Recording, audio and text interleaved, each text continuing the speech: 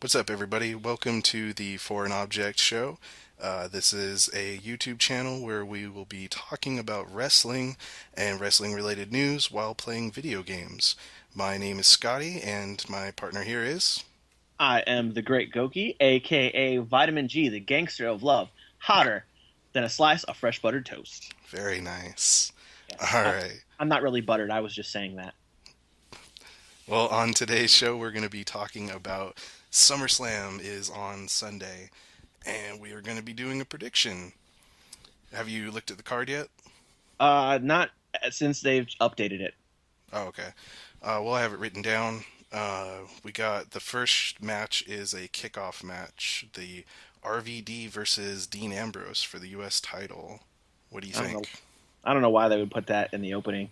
I know, considering some of the matches that they added, it seems like a weird one to have on YouTube. But I mean, in a way, since it's the free match, maybe they're hoping they can get some extra buys by putting on something decent first. well, they are hyping it as an hour-long pre-show for some reason. So, Oh, I really doubt that match will go an hour long, but it'd be cool if it did. oh God, no, no, I expect it to be like 20 minutes maybe. Yeah, like you remember when they used to do the free for all back in the day, when they were called WWF. They used to have a match they'd give away on pay per view for free. It was like pretty much like the dark match main event. I I don't know. don't remember that too much. You know. I don't remember when they started doing it, but the first one I remember watching was for Royal Rumble '96. Um, they did it in the first match was Duke the Dumpster Drosy against Hunter Hearst Helmsley, and the winner of the match would be number 30 in the Royal Rumble, and the loser would be number one. Triple H lost. He was number one. That was when oh gosh, who made like Shawn Michaels won that Royal Rumble? That was leading into the after it was right after they did the whole concussion angle Hmm. with Hart, and then it was leading into the Iron Man match with Bret Hart. Undertaker actually lost his mask on that pay per view when he was doing the Phantom of the Opera mask. But it was okay. Like the weirdest part about that Royal Rumble is they had a bunch of USWA guys in there. So like Doug Gilbert was there and Dory Funk was in the match, and I'm like, what the? Why is Dory Funk in this match? That sounds vaguely familiar, but dude, my Yeah, mind sucks so bad. It's like I won't even remember this year's SummerSlam by next year. So, yeah, no worries. So to go with the first match, let me go ahead and give my prediction. I think that Van Dam will win, but I think that it will not be a clean win. It'll probably be he'll win by disqualification or he'll win by count out or something along those lines because I guess the Shield's not involved in the card as a group anywhere else. yeah, they're like not anywhere on the card. So, So they'll probably make their appearance in the RVD Ambrose match. Ambrose will keep the title. I hear that the whole thing with Van Dam is like he's got this deal where he has to work like 90 days and then he gets time off, which is why they didn't stick him in a feud apparently.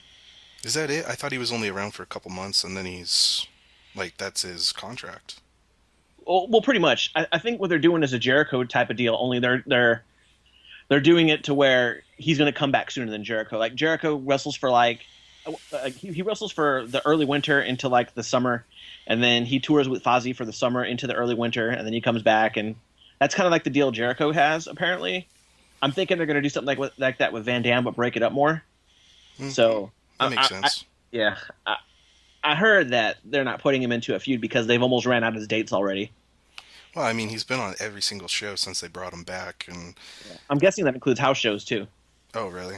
I think so. I mean, because how the hell is he going to run up 90 days that quick? You know? Yeah, I don't know. I mean, I don't see him putting the title on him. I mean, that would just seem pointless because I mean, Yeah, transitional champion because he'd have it for what a month before he'd have to go and drop it to somebody. yeah. If that, And like, I there's no mean, sorry, there's no point in taking it off of Ambrose just to have somebody else get it in a couple months. So oh yeah, totally.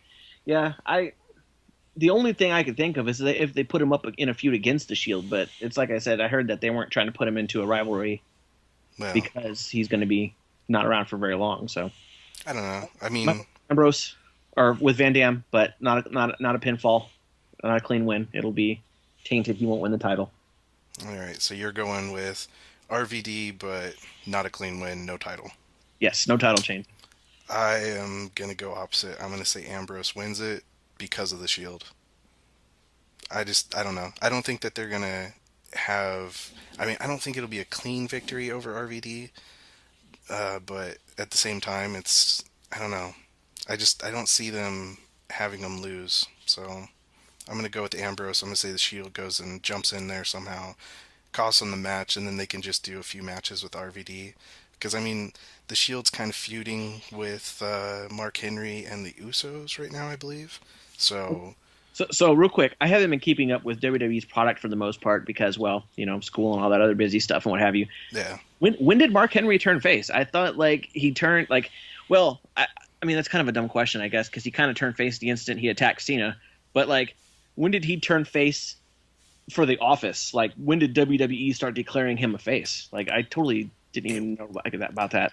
it was right after the Cena match, I believe. He came out and I want to say it was maybe like a week or two after. I can't really remember, but he got jumped by the Shield, and Okay. then he's just been fighting them ever since. I was wondering if he'd come out and he was like, "Yo, dog, my bad," and like that was it. All of a No, sudden, hey, we forgive Mark Henry. He said, "My bad." you cut that great promo, and now we love you. No, it was just a simple Shield attacked him for absolutely no reason, which has basically been their gimmick all along. And then, yeah, he was just all of a sudden a face. Weird. All right, so first match kickoff, we've got Split. Your RVD, I'm for Ambrose. Second I, match, we got Natalia versus Brie Bella. Before we get to that, I have a side question. Okay. Don't you find it weird that the Shield all dresses like Attitude Era Boss Man? I Okay, didn't really think about it, but yeah, they do. okay, that's all. That's all I had. That's all I just wanted you to consider that real quick because I just find it weird. Okay. All right, so second match. Who are you going for? Natalia versus Brie Bella. The throw together on Monday Night Raw, and no build up, nothing. So Bree- Bree's the flat chested one, right? she is. She is.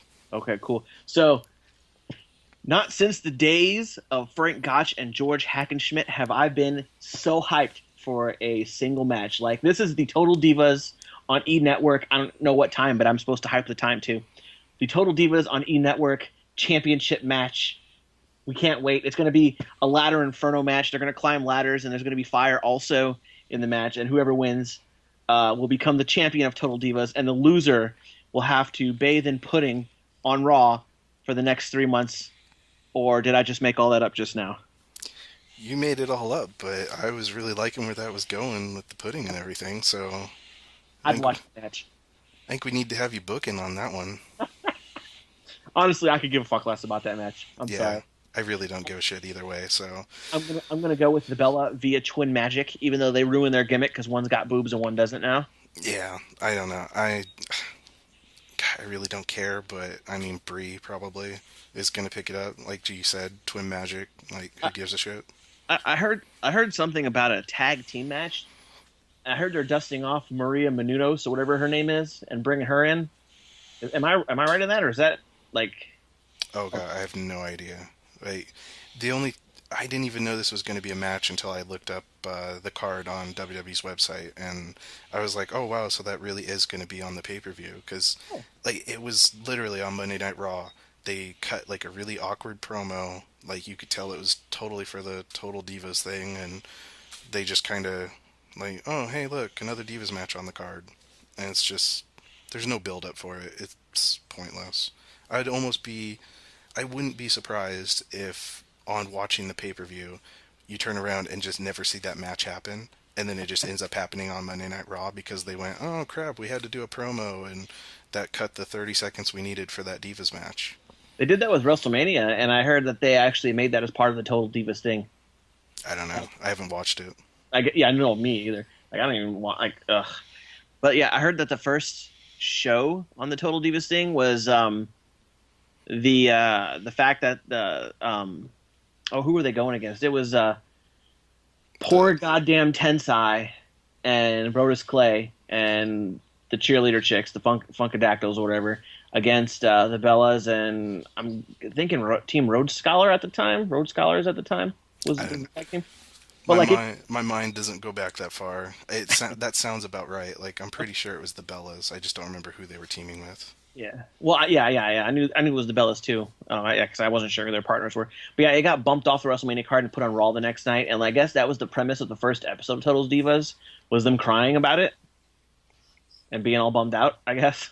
Shouldn't they just be used to it at this point? I mean, there was a period of time there where Monday Night Raw didn't even have any Divas matches on it, and it was just kind of like, yeah, all right, so the division's dead. Who cares? Yeah, I remember seeing bra and panties matches for the title, and it's like, well, that'll give you a prestige. Oh yeah, Apparently, it was so they could protect Sable since she wasn't a wrestler, and then they stuck the title on Deborah yeah. for no reason whatsoever. She was, and Stephanie McMahon.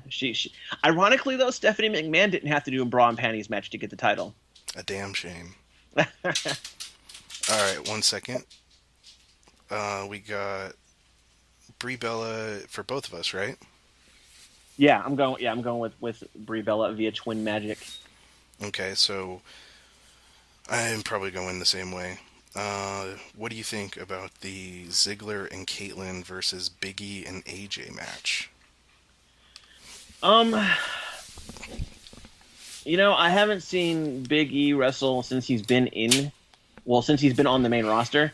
I watched him in NXT a lot, and pretty much he walked through everybody that he went against, except Bo Dallas. I don't know. Like, I would, I would like to say that I'm gonna go with Big E only in the sense that I kind of have heart bubbles for AJ, and I think their team will win. And also they've been shitting on Ziggler lately for some reason. Like the fans love him so much, so WWE's like, we got to break that son of a bitch in two or something. So you're gonna go with Big E and AJ then? Yes, purely on the fact that I have heart bubbles for AJ. There's like no scientific analysis there whatsoever. I don't know. I just Ziggler. I mean, I get that he's a face right now, but it doesn't seem like he's really been doing anything except for getting his ass kicked by Big E. So I was kind of going on his way because I was like, they got to end this thing eventually, and this seems Okay. to be like the payoff for Caitlyn and Ziggler. Okay. I was gonna say if you look at it from an old school booking sense, like this is like the whole Memphis style thing. I have to ask, like I said, I haven't been keeping up with the recent WWE product lately. How many times has Big E got the best of Ziggler? Got the best of or Yeah, beat like him? well, either way. Like how many times has it been like Big E has been better off in the conflict? Like, can you count how many times? Honestly, no. I couldn't remember all that. I just remember a lot of the times it seems like he hits him from behind and knocks him out, and then occasionally Ziggler gets like that, little bit of a, revenge thing before he runs away really quick. Hmm. Okay. Well, I was going to say, depending on how it's gone so far, you could probably say whether or not this would be the breaking point. I do know that AJ has gotten the best of what's her name again? Caitlyn. Caitlyn. Yes, AJ has gotten the best of Caitlyn. Sorry, I'm terrible.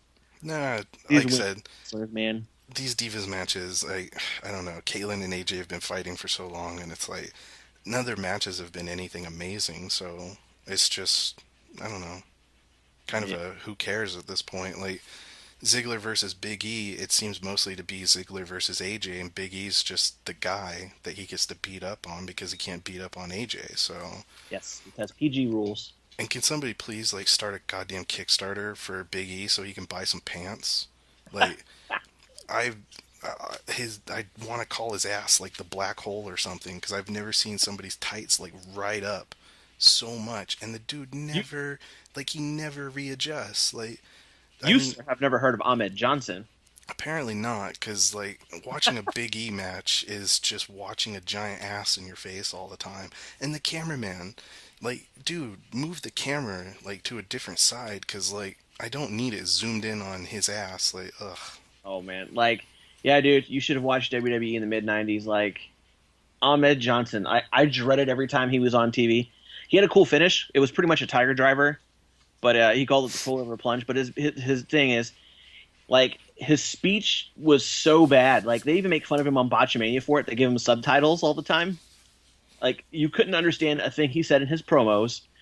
He had this eternal wedgie in matches, and like he would Super Saiyan rage out randomly, and he was also super injury prone. Like, oh man, like Ahmed Johnson was terrible. Well, But yeah, that's basically Big E. I mean, the dude's in constant state of wedgie and like never readjusts it. The cameraman's always right there on it, and it's just I don't know. And I always have a problem with wrestlers like the ones that don't wear pants, but then like they don't wear knee pads either. Oh Like, man, I mean, that's just one step away from just a dude walking around in his socks and underwear, you know? And it's like, I get and that when I see Cesaro all the time. I mean, he's got those quadricep wraps, but I'm like, he doesn't wear knee pads and he's got short boots. When but he wears his jacket, it's like he's coming out in his underwear, yeah, like he's morning paper. Cody Rhodes was the worst for a while because I mean he wore the trunks and then the boots, but he had no knee pads on like for the longest time, and he had like more like shoes instead of boots, and it Yeah. used to drive me nuts because I'm just like, dude, come on, like. But with Big E, it's even worse because, like I said, with the constant wedgie, it's just I don't know. It's like he just got out of the shower. Well, and So it's so awkward, and I feel bad for the people in the front row. Like, I remember watching a couple weeks ago where he went to pin. I don't remember who he was fighting, but he went to pin the guy, and his legs were split, and like he had had this huge wedgie the whole time, but his legs were split when he goes down for the pin, and I just see a group of people in the front row, like their eyes go directly for the black hole, and they just start cracking up, and one guy's like, "Oh God," and I'm like, I feel bad for you people. that's awesome. You know, speaking of no knee pads, I was watching. I said earlier today I was watching NXT instead of watching TNA. I was catching up, and I saw Ric Flair's daughter's debut match, and I was sitting on the couch talking to Mary, my fiance, and I'm like, man, we need to tell someone to put some knee pads on her. Like, I hate when wrestlers go out without knee pads because, like, having wrestling experience myself, not like as a pro or anything, but you know, like doing the quote unquote backyard wrestling, which I hate that phrasing for it. Like, oh man, it is so easy to jack up your knees. So like when people don't wear, like when wrestlers don't wear knee pads, I get bummed out for them. Like I can only imagine why Sabu can even walk because he's never worn knee pads. Hmm. But yeah, it's not for the cosmetic thing in like you've mentioned, but like I just hate seeing wrestlers without knee pads because it's almost like they don't give a fuck about their safety, which is dumb. But like wrestlers who don't tape their wrists either, like oh man, that sucks too because it's so easy to mess your wrist up too. Well, you see that with a lot of them nowadays, it seems like. Yeah. The one I remember specifically, like The Rock never used to tape up his wrists. I don't know if he does now. I don't pay attention enough to him anymore. Well, he never took enough serious bumps to actually put his wrists in jeopardy either, though. So That's true. yeah, I don't know. Did we pick a winner? You picked Big E, didn't you? yes, Big E likes it. All Oh, right. only I'm, because I like AJ. There is no scientific analysis there whatsoever. I just like AJ. well, I'm picking Caitlyn just because I like Caitlyn. So, Oh, whatever. sounds good. Moving on. Rhodes versus Sandow. What do you think? Is there anything on the line, or is it just a match? It's just a match, I think. Like, I didn't see anything in the stipulations, and I don't know. If if there's no stipulations, I think it's going to be Cody Rhodes. If the chocolate bar is on the line, I definitely think it's going to be Sandow. Well, I'm pretty sure it's not on the line because I thought they were going to, but they never seemed to go that way. So I'm pretty sure it's just a match between the two. Honestly, though, the feud just kind of. At first, I was like, "Oh, okay, you're gonna start a feud." I expected it, whatever. But it just fizzled out. Like it's so generic. I mean, throwing the briefcase in the water. It's like, yeah, we haven't seen that before. Yeah. And but his whole reasoning for it was already a little iffy. Like you pushed me off the ladder. It's like, okay, whatever. It seems like a little bit whiny to me, but I get face versus heel and all that stuff. But then they had Cody Rhodes on SmackDown last week, I think it was, and he's basically saying that, he would have done the same thing to Sandow. So I'm like, so you're just taking his reason and basically saying that it's a crappy reason. Like, Yeah, it loses some logic there, doesn't it? yeah, well, I mean, it's wrestling, so, suspend logic, suspend disbelief, all that crap, but Well, I mean, even in a wrestling sense, it's not a lot of logic there. Like logically, you would think he wouldn't have admitted to doing that. He'd be like, "Hey, I'd do whatever it takes to win, but I'd never betray, or backstab, my homie or whatever." yeah, it's something. I don't That know. would be the way to make him face instead of being like, "Yeah, I'd do that too." Like everybody wants to be the cool Steve Austin heel now, Yeah. so I don't know. It's I don't know. I like Sandow, and I don't know. It seems like Rhodes has been on him, nonstop. So I'm just gonna say Sandow picks up the win, probably by cheating. Like obviously he's the heel and everything, and heels never seem to just get a clean victory in the WWE. But I'm just gonna say that he gets a cheap win over him, and then that just continues their feud because right now it's like it just seems more build up than anything, and this match just happens to fall because of pay-per-views coming up. Who is the champion over on SmackDown right now? It's Del Rio still. Rio. Hmm. Well, hmm. That's interesting. See, Oh, this might tie into what I'm gonna get into later, but yeah, it's Del Rio. okay. Well, I'm gonna stick with Cody for right now, only because the briefcase is not in the line. If the briefcase was in the line, then I would definitely say Sandel's going to keep it. Okay, well, I'm gonna go with Cody on this one, but I'm I'm probably about 70% sure on Cody Rhodes winning. oh, I'm nowhere near that. On Sandow, I'm just saying Sandow because I like him, and I don't know. Like I said, it seems like Cody Rhodes has been getting one up on him, so it Yeah, seems like Sandow would be in for a cheap win there. yeah. I don't know. I'm not really invested in this match, so we got Kane and Bray Wyatt up next. Bray Wyatt, hands down, he's gonna win. Yeah, same here. I Pretty mean, much. It got spoiled once they said they were making another See No Evil or whatever the movie was called. exactly. That pretty much spoiled it. Kane's gonna lose. He's gonna disappear for a while, come back, and then maybe he'll feud with the Wyatt family afterwards. But Well, plus it's a Ring of Fire match, and I know that they've made, a huge deal out of making sure to say that, the purpose of this match is not to set anybody on fire. It's not an Inferno match, and it's like, yeah, come on. Kane's getting set on fire. Like, he's done the spot before. Like, it would be beneficial for Bray Wyatt's character. I mean, I fully expect somewhere in that match, Bray Wyatt's going to set him on fire, probably his glove or something, and Kane's going to disappear so he can go film his movie. who That's it. else has done the fire spot? Just Kane? MVP. He did too, didn't he? Yeah, Didn't, I think MVP didn't he get his? It was his foot, wasn't it? well, he used to wear that bodysuit that had long sleeves, and he wore gloves too. Oh yeah, maybe I'm thinking of somebody else that did the foot. Maybe it was Kane, Kane. Kane got his foot set on fire once. He went to Big Boot somebody. I'm wanting to say Steve Austin, maybe, but he went to Big Boot somebody, and the person caught his foot and then threw it on the fire, like outside the ring. Yeah, that sounds right. Yeah, might have been Undertaker. I don't know, Yeah, but JR did a fire spot too. well, are you sure? Are we sure it was JR, not a stuntman? Well, yeah, all right. It was probably a stuntman, but I like to think JR was man enough to be like, yeah, set me on fire. Yeah, I was gonna say because if JR did it, then Sting did it in WCW also. That's true. Hey, Sting got attacked by dogs in WCW too. Oh my god! Yeah, That that was legit, man. I saw that in a Botchamania not too long ago. Oh, really? Oh yeah, it looked so like It was it probably looked, the fakest thing I've ever seen in wrestling, and that's yeah, saying something. it looked terrible. Like he stood there and waited for him. Yeah. Like, oh my gosh, Sting, Oh, what you doing? You're better than this, man. these dogs are coming after me. What do I do? Just stand here. All right, so we're both going with Bray Wyatt then. I mean, the movie thing kind of just sealed the deal. Yeah, it pretty much spoiled. They shouldn't have said anything about that movie coming out until after that match was over. Yeah, I don't know. It's just that bad thing of like, how open everything is now. It's like, The internet. yeah, What uh, happened with Hornswoggle in the Leprechaun remake? Is that still going on? oh, that's still going. Yeah.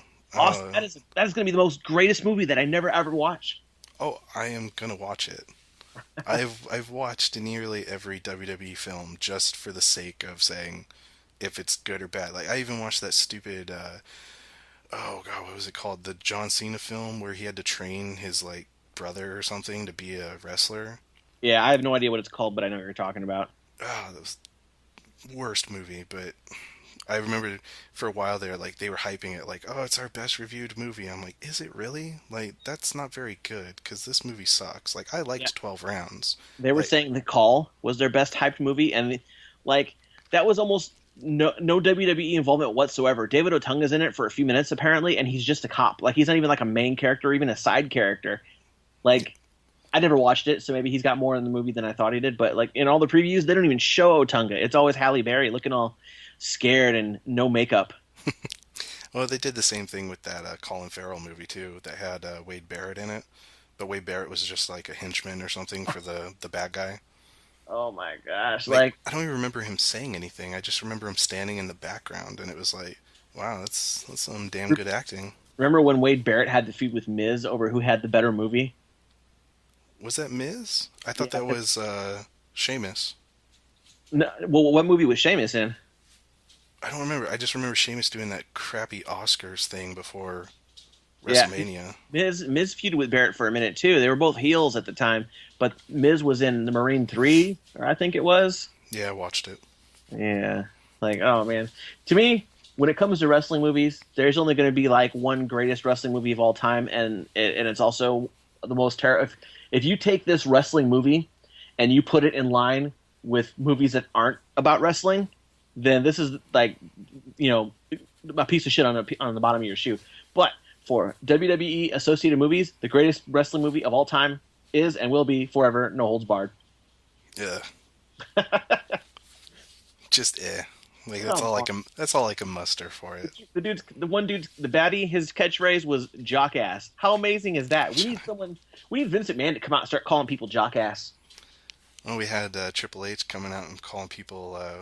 Or what was he calling CM Punk there for a little bit? Skinny fat. Yeah, skinny fat. Like the crowd gave no reaction to that.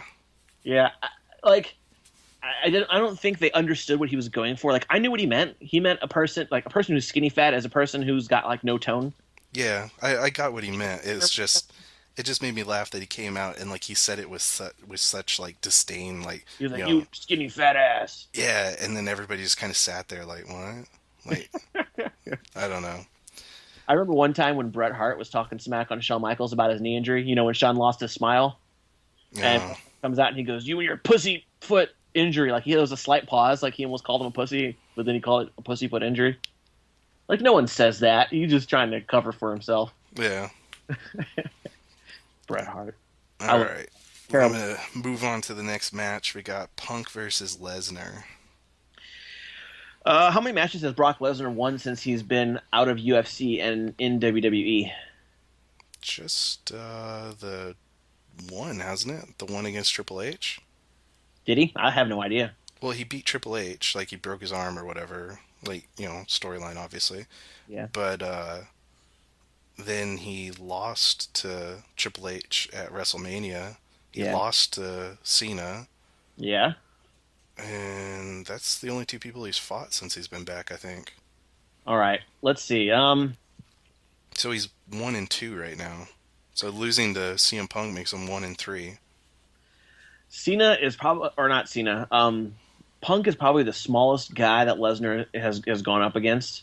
Yeah, that sounds I about right. I see no logical reason how that Punk would win unless he did something clever like sneaky to win. Well, there's no steps on the match either, so I mean it's just a straight one-on-one match. Right. Um.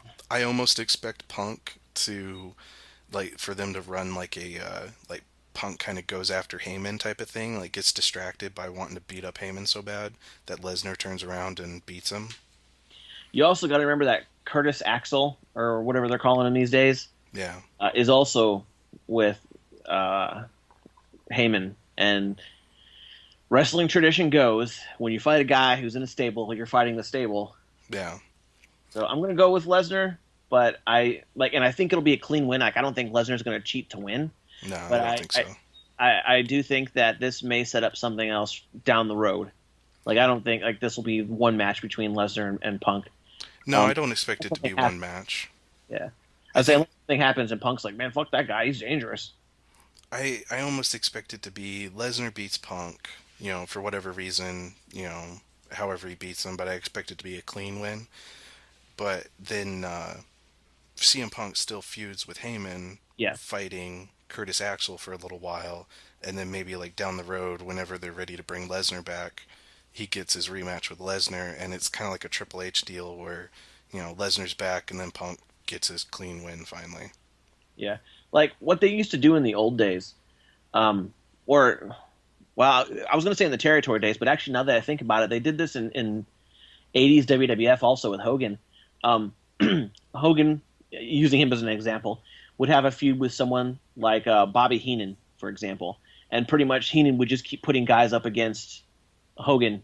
So it's more like the storyline would carry on over, a year period, 2 year period, but he's feuding with Heenan and he's not feuding with like, say, Rick Rude or feuding with Mr. Perfect. He was feuding with Bobby Heenan, who was then bringing in guys to fight him. I think it'll be something like that, where Punk will be feuding with Lesnar, or not Lesnar, Heyman, like you said, and Punk will have to keep going up against different guys as representatives. Right, Uh, that's basically what I expect. Is yeah, just it continues the whole Punk hates Heyman thing, whatever, and then you know and it's fresh Lesnar 'cause comes they haven't back done, later. and it's fresh because they haven't done that kind of stuff in like 20 years. Yeah, the only thing that I see being an issue is, I mean, however long Lesnar has left on his current contract, like however many appearances he has left, like how long can they keep a CM Punk Axel thing going? So then, does a Heyman add another Heyman guy, or Oh, I'm sure he will. you think so? Oh, I'm sure he will. Yeah. Um, I don't know who. Like, I don't even have an idea, but I bet someone from NXT comes in That makes sense. because it's like because he's got a guy who's established in Lesnar, he's got a newer guy in Curtis Axel. So now his next bet would be to get an NXT guy who has little to no name that he could bring in and bring up because that's typically how you would run a group. You'd get like an established guy, a guy who's current, and then a guy who's quote unquote the future. See, the problem I have though is that they haven't really done anything with Axel since they debuted him as Curtis Axel. Like he just kind of went from being McGillicuddy to Axel, and he had a few like wins here and there where they weren't even clean wins or anything. They're count out victories, things like that.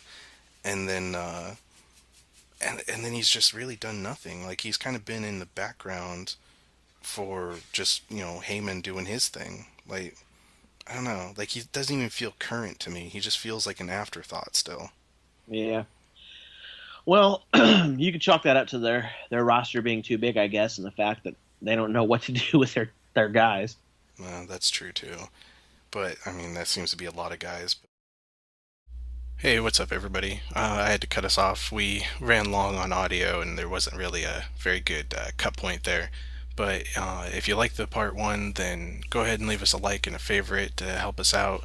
Look for part two of our SummerSlam predictions, where we get into the main event matches. And if you have any predictions of your own for the matches we discussed in the video, leave them in the comments and let us know what you think is going to happen.